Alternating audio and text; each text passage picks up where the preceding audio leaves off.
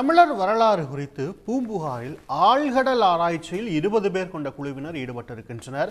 இது தொடர்பான தகவல்களை செய்தியாளர் மணிகண்டன் இணைகிறார். கேட்கலாம். மணிகண்டன், விவரங்கள்.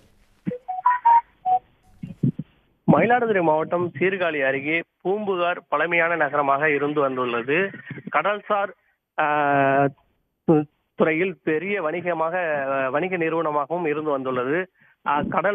ஆழ்கடலால் சுனாமி, அந்த காலத்தில் சுனாமி ஏற்பட்டு புகார் நகரம் உள்ளரே அழிந்ததாக ஒரு வரலாறு கூறுகின்றன. இப்ப சீர்காழி அருகே பூம்புகாரிலிருந்து சுமார் 5 கிலோமீட்டர் முதல் 20 கிலோமீட்டர் வரை நகரம் இருந்துள்ளதாகவும், தற்போது தொல்லியல் துறை மற்றும் அகழ்வாராய்ச்சி துறை சார்பில் ஒரு குழுவினர் கடலுக்குள் ஆய்வு செய்ய ஒரு வாரமாக மேற்கொண்டு வருகின்றனர். இவர்கள் கடலுக்கு அடியில் சுமார் 20 கிலோமீட்டர் தொலைவில் உள்ளே சென்று ஆய்வுகளை மேற்கொண்டு வருகின்றனர். கடலுக்கு அடியில் நகரம் தென்படுவதாகவும், அதற்கான கட்டிடங்கள் இருந்ததாகவும், அந்த கட்டுமானங்கள் தெரிவதாகவும் தெரிவிக்கின்றனர். பண்டைய காலத்தில் தமிழர்கள் பெரிய நகரமாகவும் இந்த பூம்புகார் விளங்கியுள்ளது. வணிகத்திலும் சிறந்து விளங்கியுள்ளது. இந்த தற்போது தமிழக அரசு தொல்லியல் துறை சார்பில் இந்த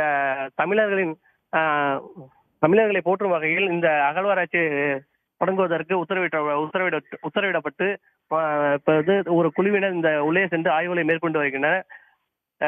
இந்த குழுவினர் ஒரு வார காலமாக ஆய்வு மேற்கொண்டு தற்போது தெரிவிக்கும் வகையில் உள்ளாரே பழைய நகரம் இருப்பது தெரிய வருவதாகவும், கட்டிடங்கள் இருந்து வருவதாகவும், கோவலன் கண்ணகிக்கான வாழ்ந்த அடையாளங்கள் தென்படுவதாகவும் தெரிவிக்கின்றனர். தொழில் துறை மற்றும் இந்திய கடல்சார் ஆராய்ச்சி நிறுவனம் ஆராய்ச்சியும் சேர்ந்து ஒரு குழு தற்போது உள்ளாரே சென்றுள்ளது. விவரங்களுக்கு நன்றி மணிகண்டன். உடனுக்குடன் செய்திகளை தெரிந்து கொள்ள சன் நியூஸ் பெல் ஐகானை கிளிக் பண்ணுங்க.